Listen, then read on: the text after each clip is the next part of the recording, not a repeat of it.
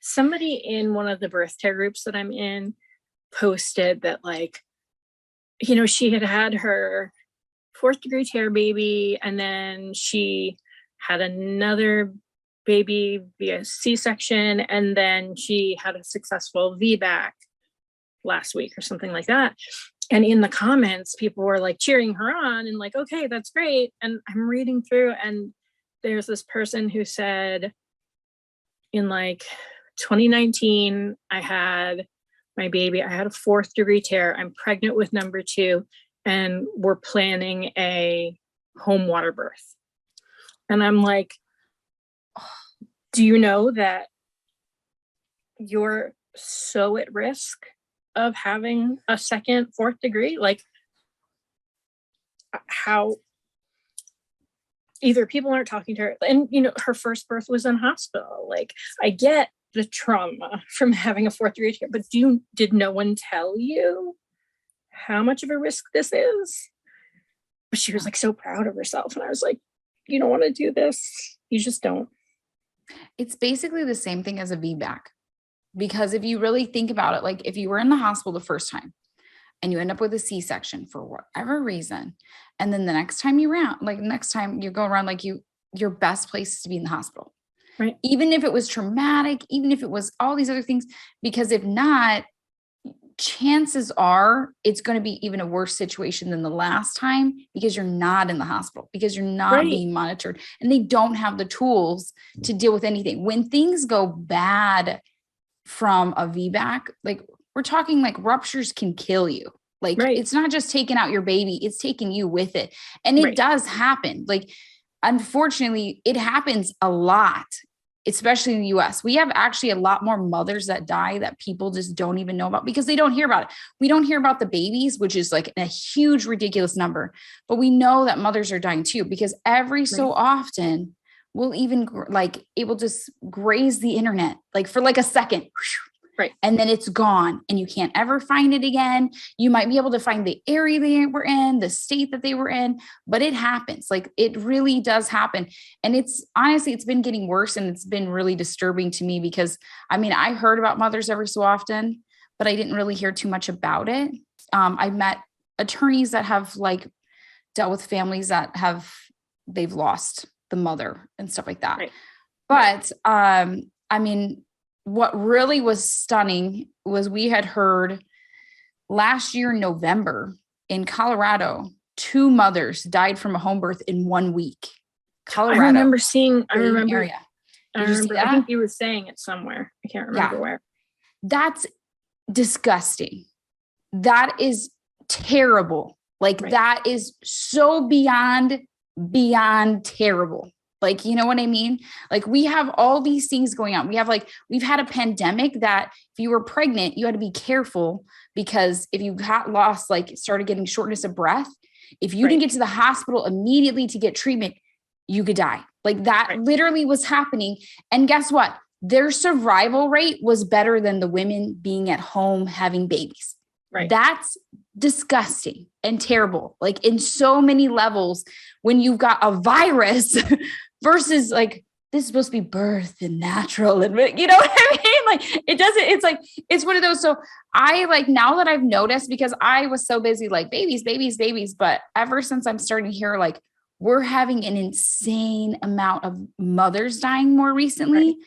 And even locally, I was starting to hear some really disturbing stuff. And I was like, all right. And I can tell you this. So this is kind of disturbing, but this is how you end up how to break through to people, because people are like, oh, you tell them stuff and they don't listen. That is true. I do tell people about my experience, and they're like, oh, your kid died, you're grieving, let it go kind of thing. That's kind of the reaction I get sometimes. But I have had people locally even that have been considering home birth, maybe they're first time moms, maybe they're really young, they're getting kind of in like that trend. And I have advised them that they should look into other options. You want a water birth? You can do it at a hospital. You don't want an epidural or pain relief? You can do that at the hospital.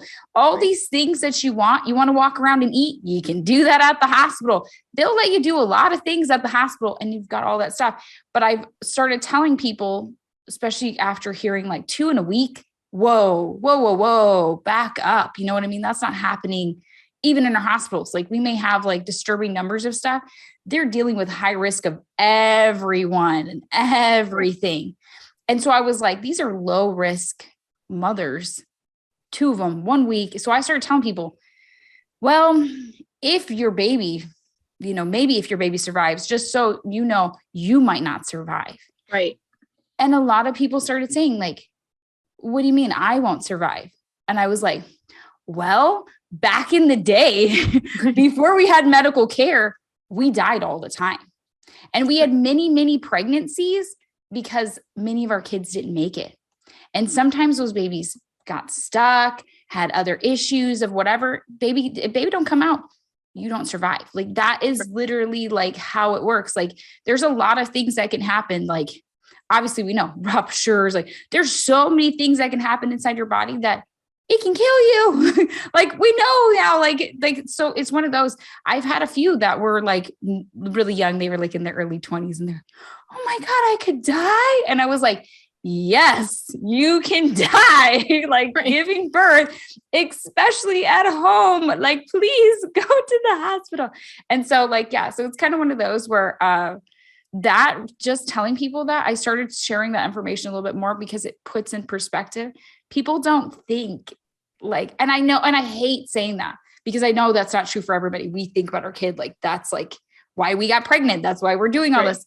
But some people we have to put in the thing of like, you're not going to survive this. Like your chances, they're not very good. So.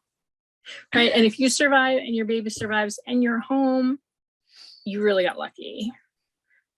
Like I had a friend, I guess it was probably like 15 years ago or something like that.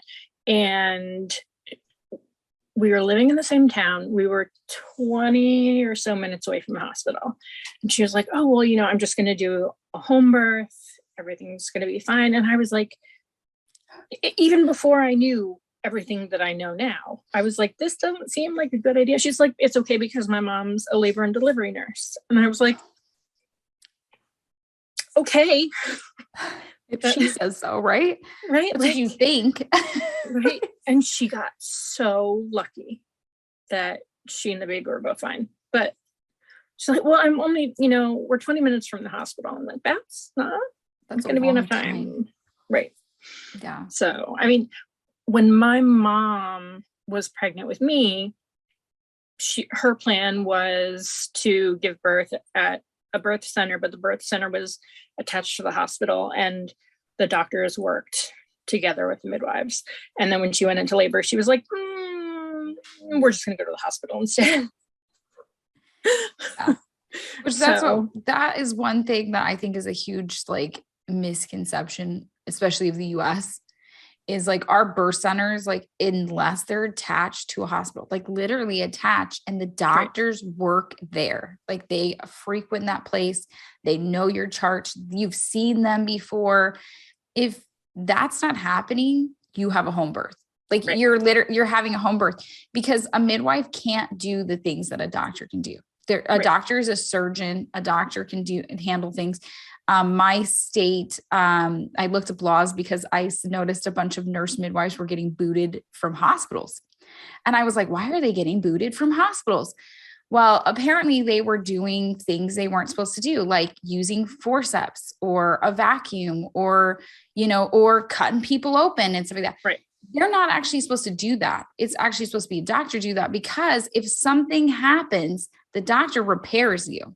And you would know, like if there's any tears or anything, the doctor repairs it. So that's their work. So if they have to cut and whatever, they know what they're doing. But if somebody else comes in, just starts slicing, dicing or messing up in that area, they don't do that. They don't do the repairs. They don't whatever. And I've argued with people about this where they're like, well, midwives know how to sew. Okay, well, I know how to sew too, but I'm not going to be stitching you up. You know what I'm saying? Right. Here, let me get out the little crooked needle and let me sew you back together. I'm pretty sure you're going to want a doctor to do that. Right. And also, you'll also be medicated. It's not going to be painful because that is something I have heard at home birth. So I do know personal people right here in my valley that they tore and she literally pulled out a needle and thread and threaded them together, no pain relief. Like that really does happen like at home. And they think that's like normal birth stuff. No, this is not the Middle Ages. Like, you know what I mean? Like we have advanced, like, no. So yeah, it's just kind of one of those where I'm like, no, we need to be a little bit, a little bit ahead here in the times.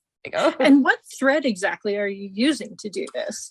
That's what I have to think too, because, like, okay, so like at the hospital, they have like stuff, it dissolves and, they use like glues and they have like little things that they put clips and stuff. They have like magical things that can like, put you back together, but they also like take things out or certain things they leave in and they also check it. And there's like a lot of things. No, they're literally like, let me grab some thread. And like, is that thread meant for cotton? Like, I don't know. Is it meant for jeans? Like, and they're just like sewing up like all your lady bits. I don't think so. I don't think that's a good idea. Like, that's a terrible idea. Oh God, I can't imagine. And like, and I heard about all this. This is like where I kind of think where people say, oh, it's not that bad with home birth. Majority end up being good. I heard about a lot of horror stories from my friends here in the community after my son died. Then suddenly they all had a story that was terrible that I was like, that's not normal. Like that should not be happening.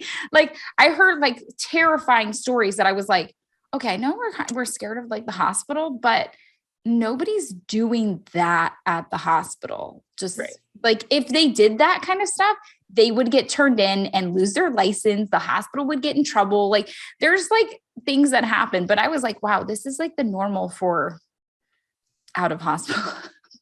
And can you imagine the doctor actually saying to you, just hold your legs together. You'll be fine. Imagine that. just for weeks or months, just keep them together, keep them closed. You'll be fine. You'll be fine.